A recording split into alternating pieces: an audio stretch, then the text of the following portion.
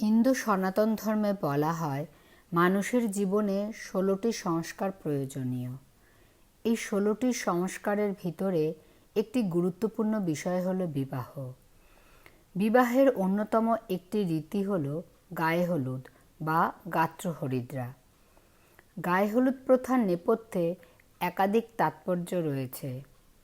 হলুদ এমন একটি মশলা যা প্রাচীন কাল থেকেই আয়ুর্বেদিক শাস্ত্রে ওষুধ হিসাবে গুরুত্ব পেয়েছে। বিবাহের সময়ে হলুদ মূলত সাজগোজের দিক থেকে গুরুত্ব পেয়েছে। হলুদ মেখে স্নান করলে ত্বকও উজ্জ্বল দেখায়। তাছাড়া হলুদ হলো শুভ শক্তির প্রতীক। ভারতীয় সংস্কৃতিতে হলুদকে মঙ্গলদায়ক হিসাবে মান্য করা হয়। মূলত এই কারণগুলির জন্যই হলুদকে বিয়ের অন্যতম উপাদান হিসাবে ধরা হয়। হিন্দু রীতি অনুযায়ী গায়ে হলুদের প্রথা ও আচার নিয়ম এই জন্যই মান্য হয়। এখনকার দিনে গায়ে হলুদ প্রথা খুবই চলনসই অনুষ্ঠান। এটি তারই প্রতিচ্ছবি। বিয়ের মরশুম চলে এসেছে।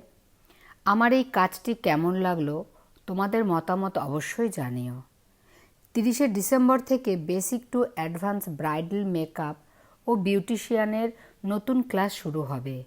যারা শিখতে চাও 8584892093 এই নম্বরে কল বা হোয়াটসঅ্যাপ করো। সবাইকে অনেক ধন্যবাদ।